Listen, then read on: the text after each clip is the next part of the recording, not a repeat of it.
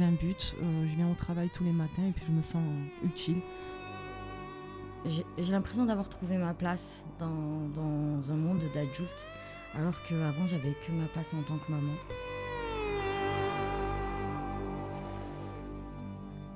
Ils sont graphistes, téléconseillers, vidéastes, développeurs web. Ces hommes et ces femmes ont tous en commun d'être salariés d'Insercol, chantier d'insertion à Avignon, un lieu de travail, de partage et de répit. Ils sont chez nous en escale, le temps de l'inventaire des trésors ramenés d'aventures passées, de recoudre les voiles et de mettre au propre les carnets de voyage. Une halte qui se veut douce, après la violence des tempêtes de pleine mer et l'incertitude des grandes traversées au sextant. Parmi nos salariés, beaucoup sont des femmes. Et parmi elles, certaines élèvent seules leurs enfants. Reprendre le travail nécessite alors de réinventer le précieux équilibre entre la vie familiale et professionnelle. Cela apporte de nouvelles contraintes, mais ouvre aussi de nouveaux possibles.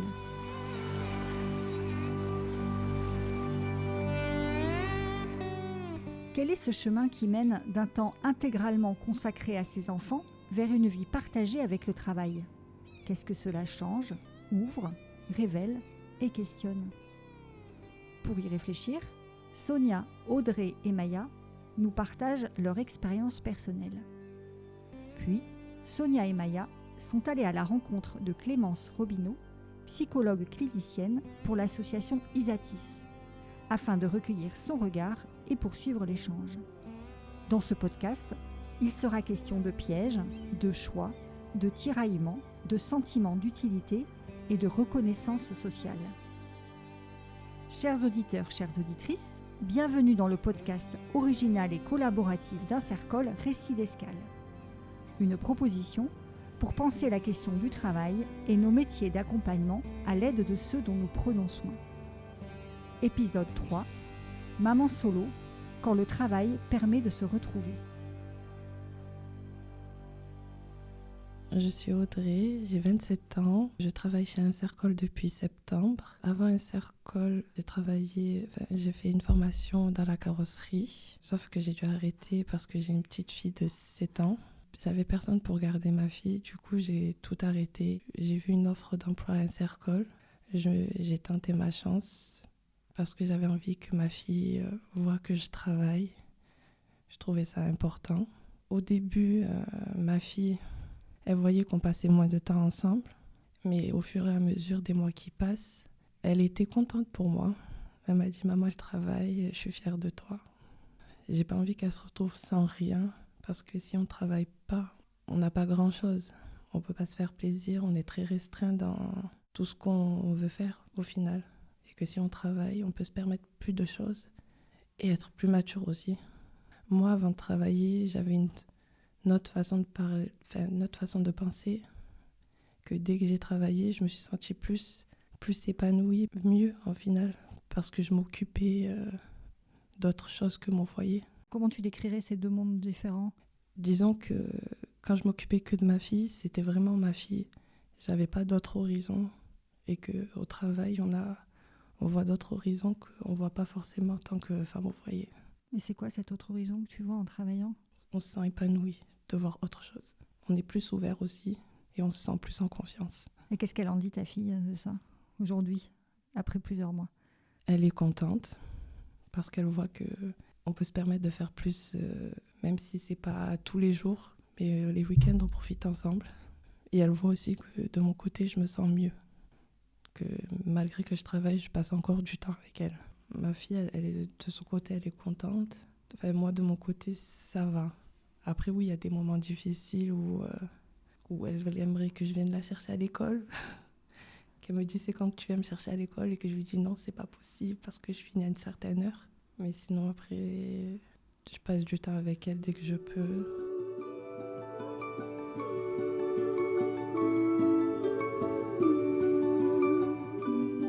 Qu'est-ce que tu ressens depuis que maman, elle travaille ?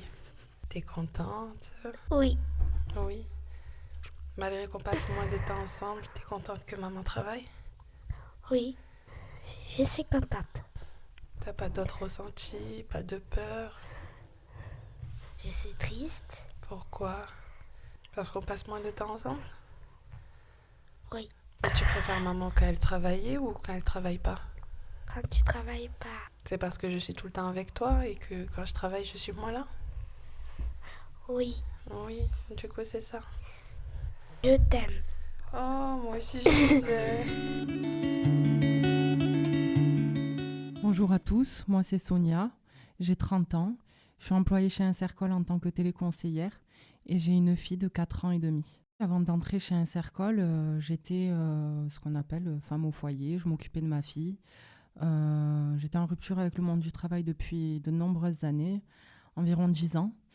Donc c'était avant même d'être devenue mère.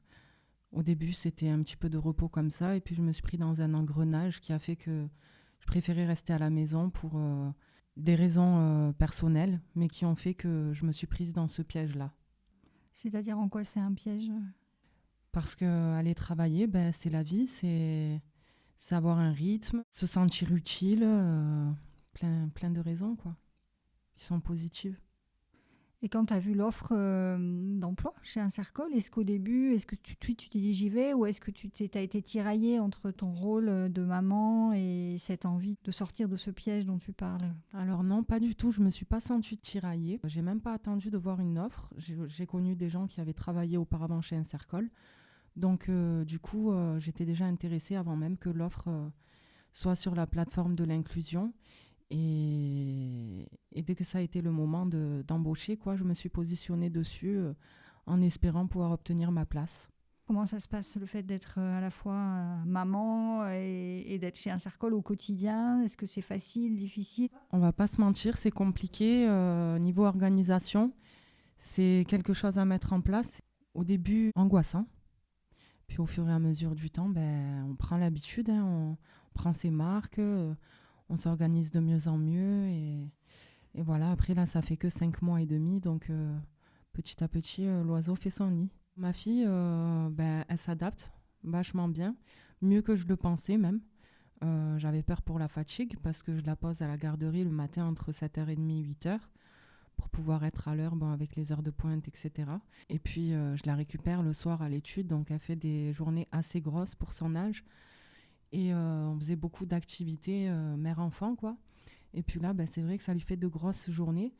J'avais plus peur de l'adaptabilité et de la fatigue. Mais elle est plutôt contente finalement. Ça la sociabilise beaucoup plus. Elle a fait des efforts de langage. Et puis elle adore s'amuser avec ses copains-copines, quoi. Donc quand je vais la chercher le soir, des fois, elle veut même continuer à rester à l'école. Après, ce qu'elle regrette un petit peu, c'est les activités avec maman qu'on n'a plus trop le temps de faire. Après, ce qui est bien avec ce poste, c'est que j'ai mes week-ends de libre. Mais c'est vrai que le week-end, on n'a pas le temps de gérer la maison, les enfants et voir la famille ou tout faire en même temps, quoi. On ne peut pas. Comment tu te sens, toi, femme qui travaille? Qu'est-ce que ça change pour toi de travailler? Alors, ça change plein de choses. Ça change déjà mon rythme, même si je suis quelqu'un qui se lève tôt de base. Là, je me lève tôt pour une raison. C'est pas que pour m'occuper de la maison. J'ai un but. Je viens au travail tous les matins et puis je me sens utile. Me sentir utile dans plusieurs missions, dont une en particulier où ça m'a fait prendre confiance en moi et ça donne encore plus envie de se lever le matin pour venir travailler, quoi. J'ai pas la boule au ventre le matin quand je me lève en me disant j'ai pas envie d'aller au travail aujourd'hui.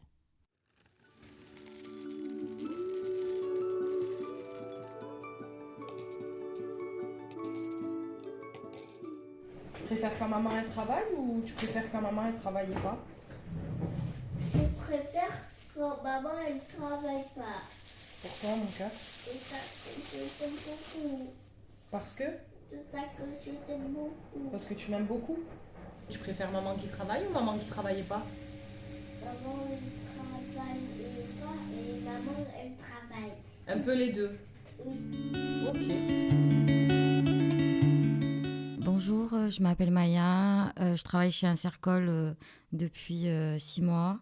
Je suis téléconseillère et j'ai une fille de 14 ans. Avant de travailler chez Insercol, ça faisait 2 ans que j'avais pas travaillé Et avant ça, je faisais que des travails dans la nuit. Alors depuis que je travaille, je me sens plus utile, comme vient de le dire Sonia.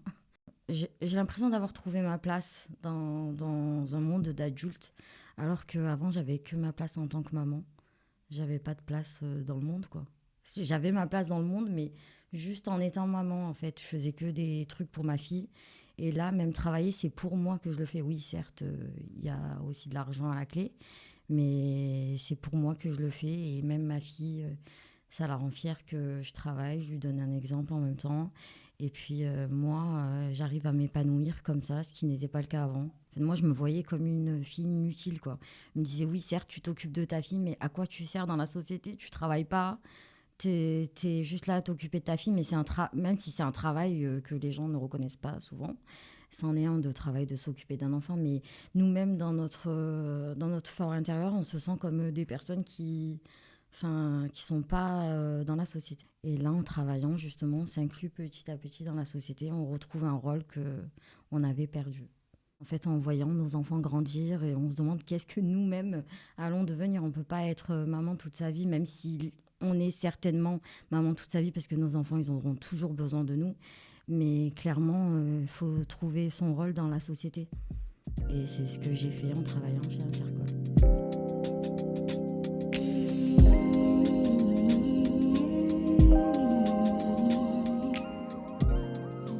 Voilà. Qu'est-ce que ça te fait que maman ait repris le travail?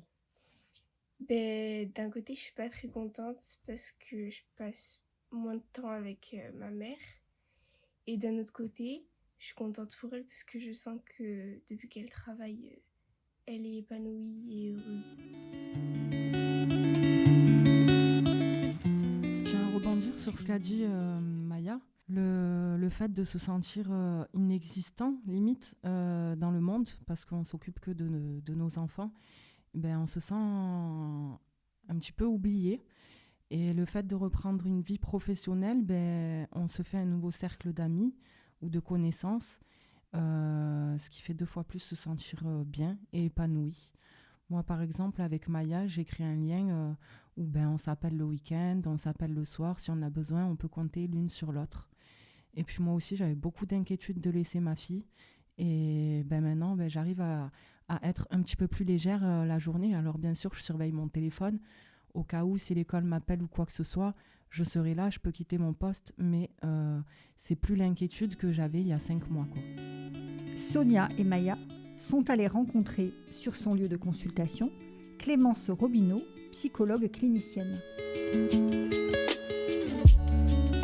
Bonjour, alors moi c'est Clémence Robineau, je suis psychologue à l'association Isatis depuis quelque temps.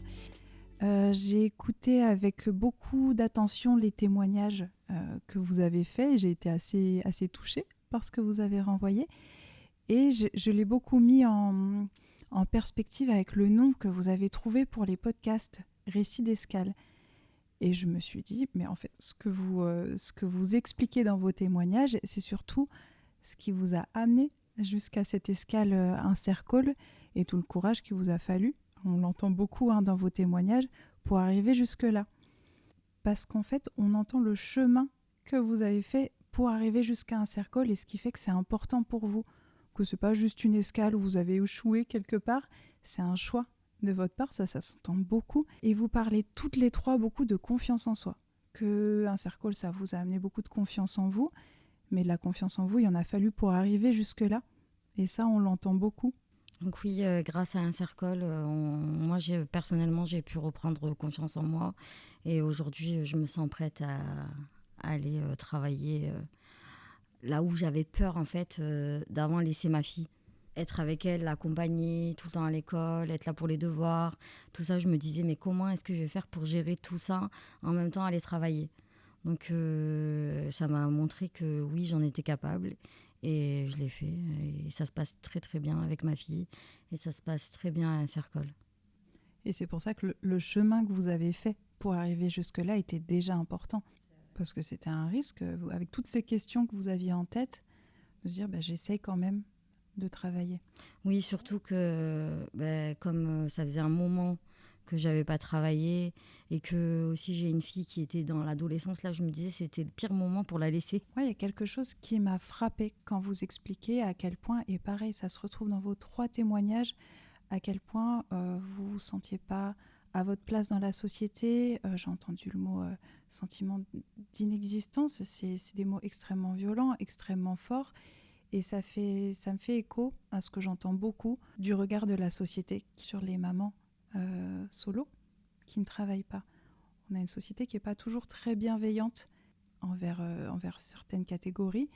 Et là, on entend que dans ce lieu bienveillant à un cercle, vous avez pu trouver votre place.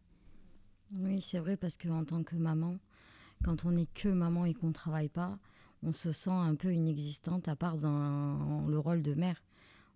Ok, on est existante pour nos enfants, on les aide à faire ci, ça, mais en dehors de ce rôle de maman, on n'est personne. On n'a pas de place dans la société, à vrai dire. C'est ça. Et ça, c'est extrêmement violent comme ressenti.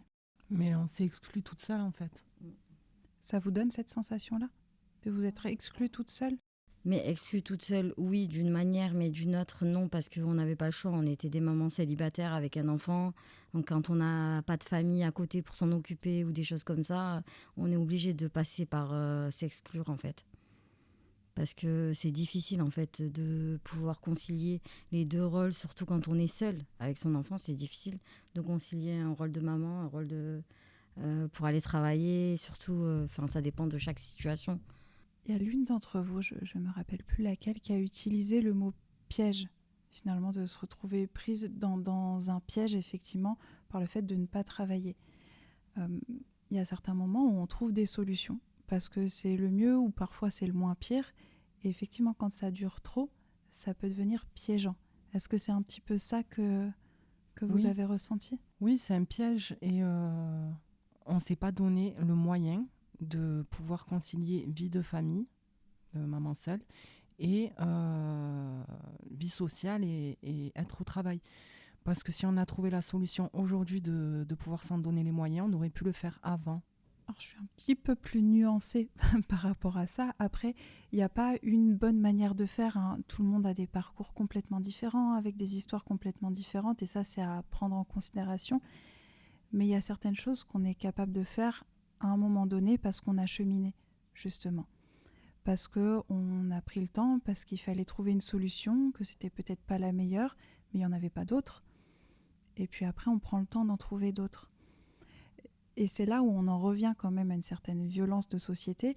Effectivement, si on entend un petit peu le discours global, c'est on doit être une super maman, et puis on doit aller travailler, on doit être efficace, on doit participer à la société. Mais il y a des fois, on fait un petit peu comme on peut. C'est important d'être bienveillant envers soi-même et envers son parcours. Ce que j'ai aussi entendu beaucoup, c'est la question de l'ambivalence.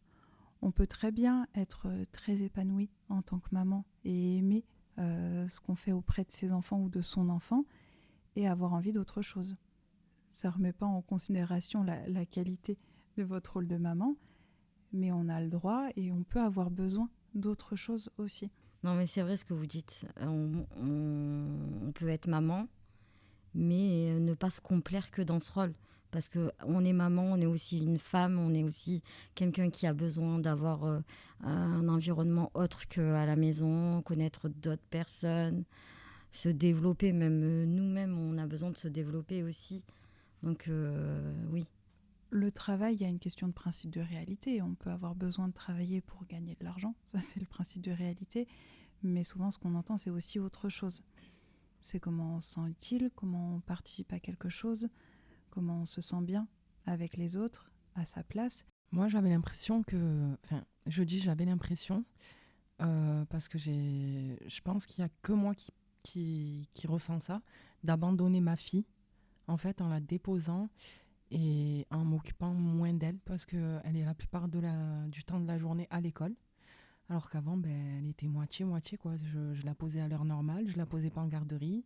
Elle restait pas à la cantine, là elle reste à la cantine, garderie, école plus études le soir. Donc ça fait beaucoup. Et j'ai l'impression que j'avais peur qu'elle se sente abandonnée. Ouais, elle me dit un petit peu le contraire. Elle adore aller à l'école, elle veut pas quitter l'école le soir.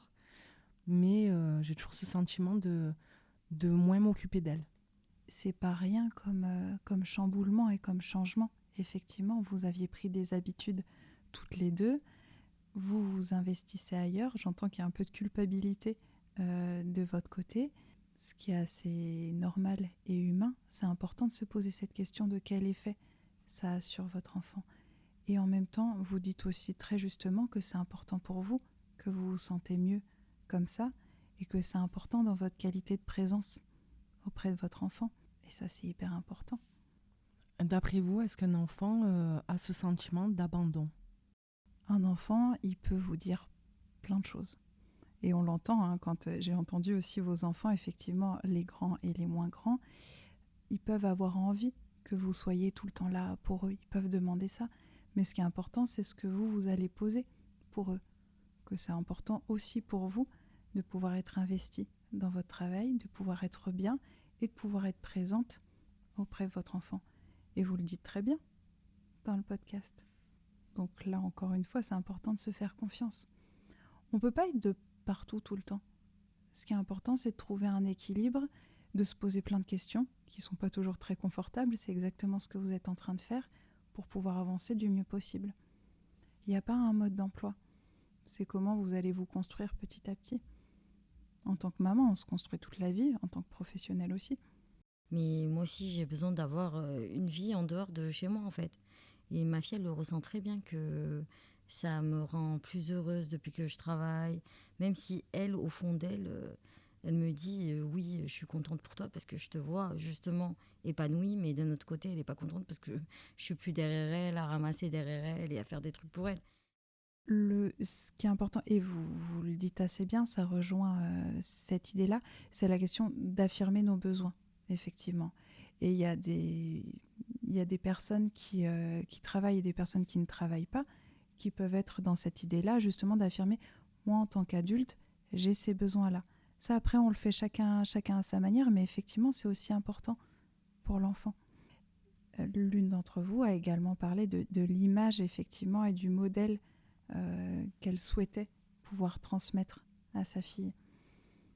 Oui, parce que c'est vrai que c'est important quand les enfants ils voient leurs parents travailler. Le travail, de toute façon, ça fait partie de la vie.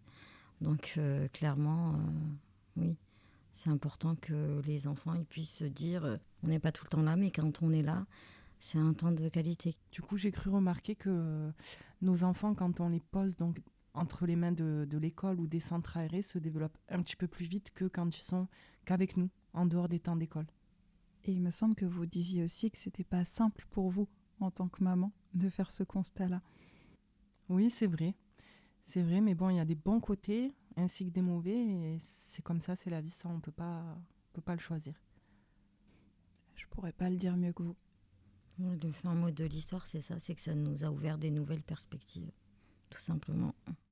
Moi qui ai la chance de rencontrer énormément de personnes, des mamans solo, des mamans qui sont pas solo, plein de personnes différentes, le fait de pouvoir entendre des témoignages de personnes qui ont un parcours, qui ont traversé des choses, qui affirment aujourd'hui leur choix, est extrêmement important et aidant pour toutes les personnes qui peut-être se posent pas mal de questions sur comment se faire confiance, comment avancer, quelles solutions mettre en œuvre. Donc c'est précieux les témoignages que vous avez pu faire aujourd'hui. Et que c'est vrai que dans 2 mois, on dira certainement encore des nouvelles choses. On est en évolution tout le temps en fait, autant dans les pensées que dans les compétences.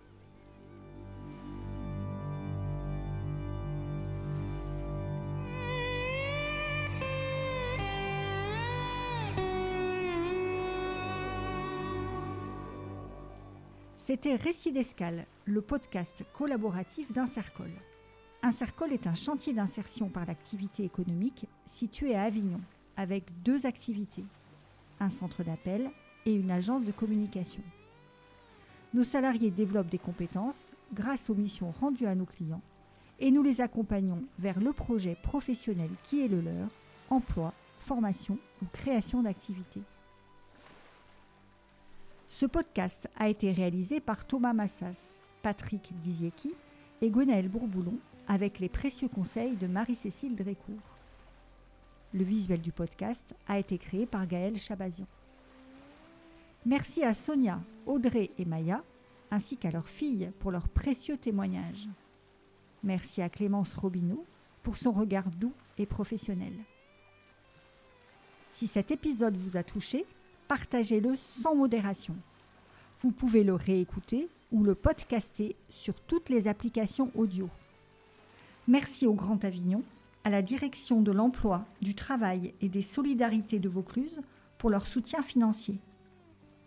Pour échanger avec nous autour de ces expériences ou en savoir plus sur ce que nous sommes et les services que nous proposons, retrouvez-nous sur insercol.com et nos réseaux sociaux. À très bientôt pour partager un nouveau récit d'escale avec nous.